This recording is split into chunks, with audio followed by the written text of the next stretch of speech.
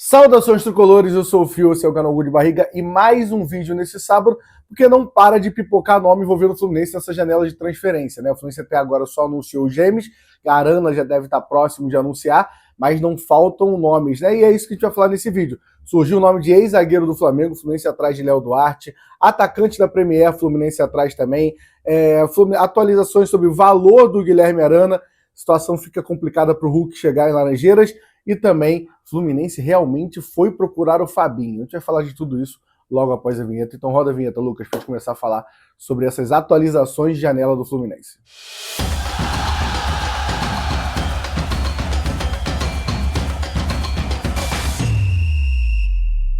Antes de começar, eu vou pedir para vocês, primeiro, obrigado, né? Batemos 18 mil inscritos aqui no canal Gol de Barriga, vocês estão se inscrevendo e continue se inscrevendo, agora rumo a 19 mil inscritos. Se inscreve, deixa o like, ajuda muito, deixa aqui seu comentário também, quem puder hypar o vídeo, quem puder ser membro, tudo isso ajuda muito a gente continuar trabalhando aqui e falando de Fluminense. Lembrando que tem vídeo todo dia aqui no canal Gol de Barriga sobre as atualizações de Fluminense e a gente faz uma live ali de segunda a sexta pra gente trocar uma ideia. Se tiver alguma grande novidade, a gente ainda inventa uma live final de semana, mas nesse final de ano eu acho que não, né? Vamos dar uma segurada aí que já tem muito vídeo falando de notícia do Fluminense.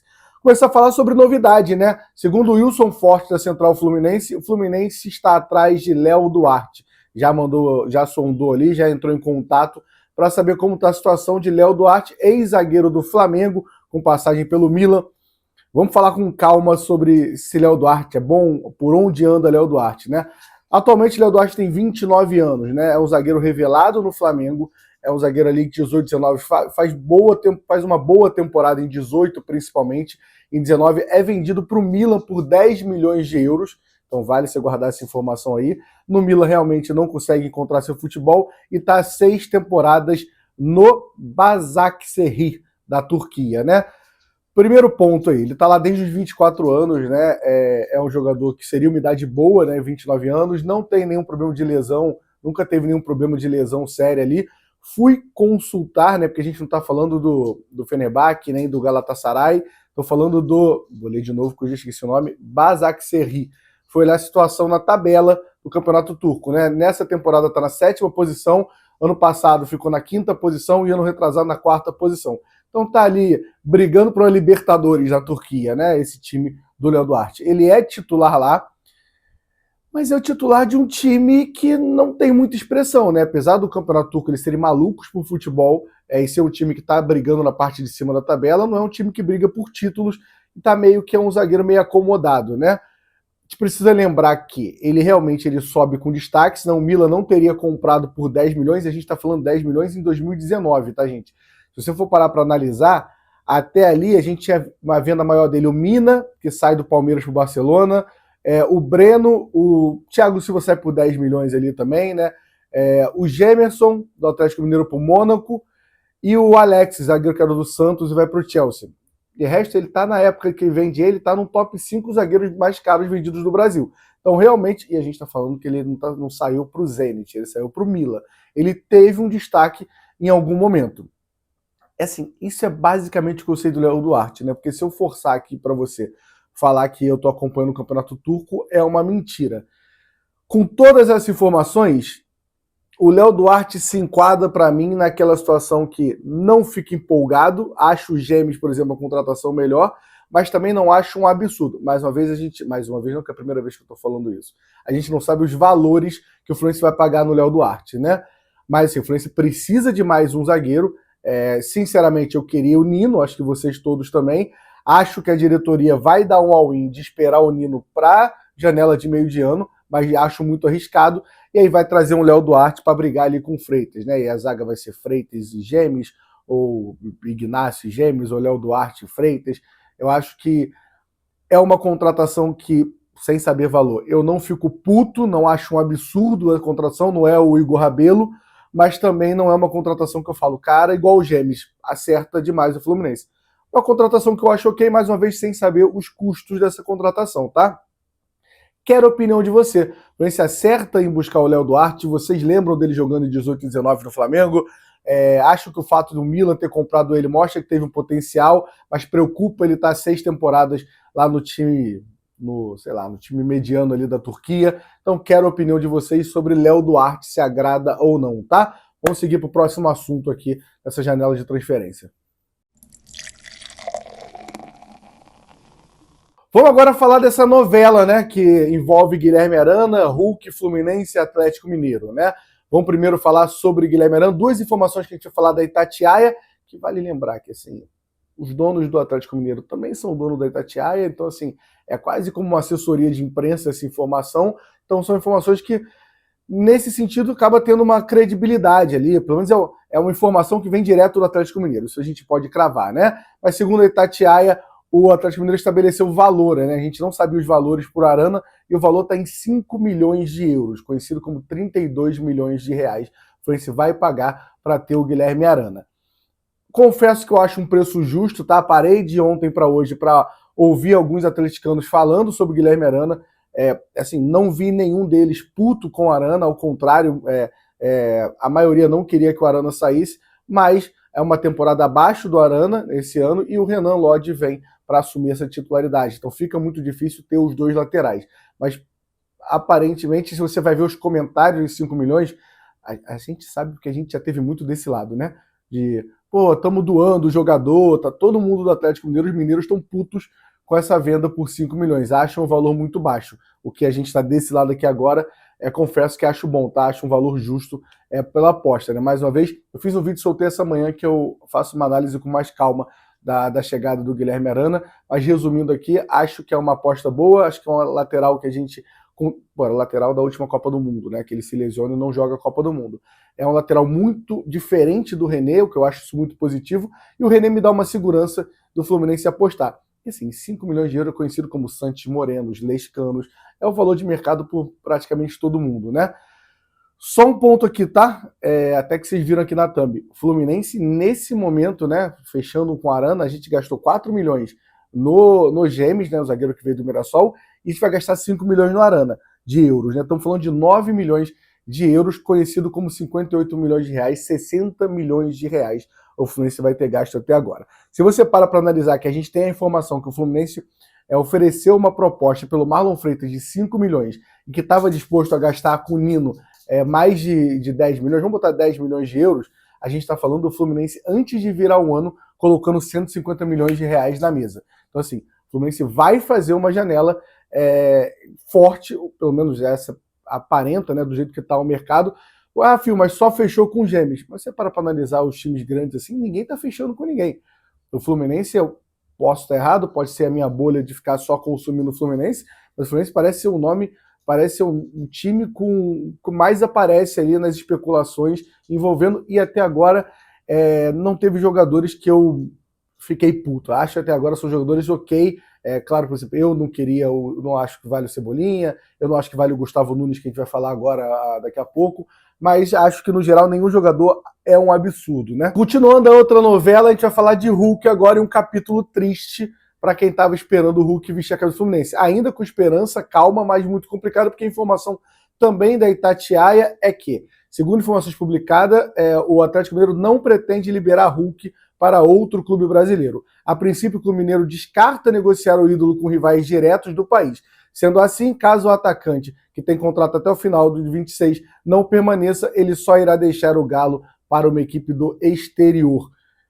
Então, assim, tá muito difícil, né? Porque a informação que a gente tinha é que o Galo não queria negociar, mas ia sentar com o Hulk para conversar. E aparentemente essa conversa foi com que, se eu for ficar no Brasil, vou ficar com vocês aqui no Galo.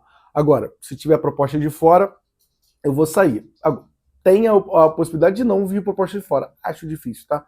O Hulk é um cara que tem mercado, o Hulk é um cara que vende, o Hulk na MLS faz gol pra cacete, então acho que fica muito difícil o Fluminense trazer o Hulk, e confesso que, como torcedor, eu queria, não acho que o Fluminense vai conseguir trazer alguém melhor que o Hulk, pensando em custo-benefício, mas aí é um problema do senhor Matheus Montenegro. Dá teu jeito agora, traz um nome, porque não tem condição da gente começar mais uma temporada com o Everaldo, o John Kennedy e o Germancano. Eu já falei a parte aqui que é ídolo, deixa ele lá como terceiro atacante, que eu não vou me irritar com isso não, tá bom?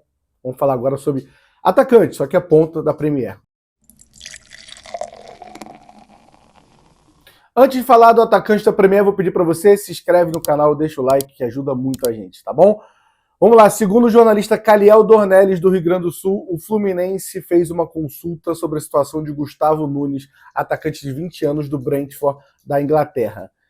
E aí a pergunta é, quem é Gustavo Nunes, né? Gustavo Nunes, ele joga no ano passado pelo Grêmio, é o moleque base lá do Grêmio, do Rio Grande do Sul, e ele joga 40 jogos na temporada passada, faz 7 gols, 4 assistências, acho que inclusive um desses gols é contra a gente, tá? Tenho quase certeza em relação a isso. E no Brentford até agora só jogou 4 jogos. Você vai falar, Fio, por que ele só jogou 4 jogos na temporada? Ele, quando chega lá e vai fazer os exames na Inglaterra, ele é detectado com uma fratura na costela. Mesmo assim, o Brentford finaliza, né? Ele foi comprado por 12 milhões de euros, por 80% do passe dele, né? Isso é importante porque a gente vai falar daqui a pouco. E aí logo depois tem uma outra lesão nas costas, ele fica 200 dias fora, então praticamente ficou 8 meses afastado para começar a jogar e acabou perdendo espaço, né? Mas a informação, só para completar a informação do Caliel Dornelles, é que o Grêmio, Santos e Cruzeiro também realizaram consulta e o Brentford já respondeu e deixou claro que não aceita fechar o empréstimo. E por que eu estou falando isso? Vou começar de trás para frente. Porque a situação está muito parecida com a do Marquinhos, né, que jogou com a gente em 2024, que o jogador vendido do São Paulo para o Arsenal e não está conseguindo performar lá e vem por empréstimo. Aparentemente não é essa a situação. E aí eu acho que fica uma negociação muito maluca. Parei para ver os vídeos do Gustavo Nunes, realmente é um ponto esquerda com habilidade, com velocidade, mas é um moleque que tem essa lesão nas costas, esses 200 dias aí, fratura na costela, lesão nas costas. Confesso que tentei entender que lesão é essa nas costas, não consegui entender, né? Porque é logo após a fratura na costela. E se eles não vão fazer o empréstimo, eles pagaram no ano passado 12 milhões de euros. Então, assim, ou a gente vai acreditar que o Fluminense vai gastar 13, 14, 15 para trazer, e não vai, ou o Fluminense vai fazer um bem bolado ali de, tá, deixa eu pagar 8, 7, 8, aí você fica com metade do passe, e eu com uma taxa de vitrine aqui, 40% para mim, 60% para você. Seria a única situação de você investir no Gustavo Nunes.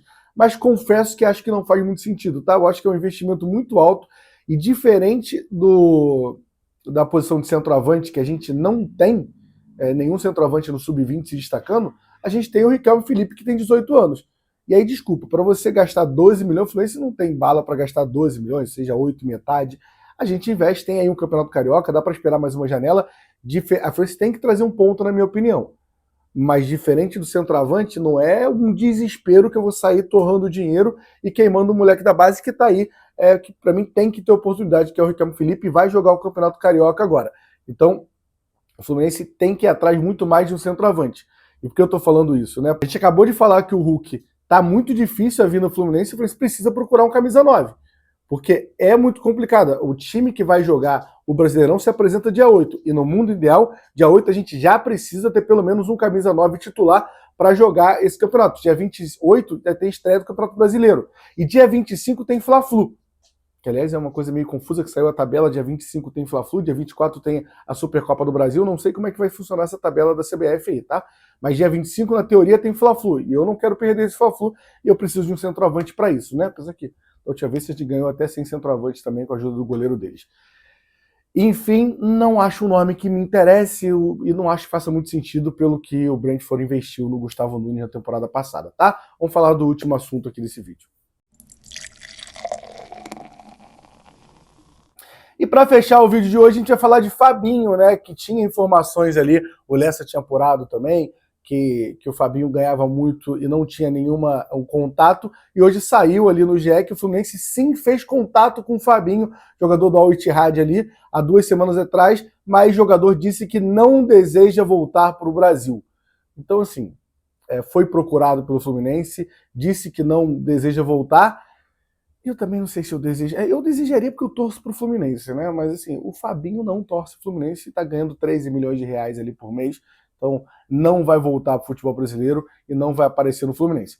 Só que eu estou sendo repetitivo, a gente vai falar. O Fluminense vai perder algum volante, tá? É mais um nome de volante que o Fluminense procurou. Vamos lá? Marlon Freitas, Fabinho, Felipe Loyola, Filipinho do Atlético Paranaense, Mandaca. Ah, filho, mas foi especulação. Não fez contato com todos. Informação que a gente tem é que o Fluminense fez contato com o Fabinho e fez proposta para o Marlon Freitas. Isso é informação. Então, o Fluminense tá atrás do volante.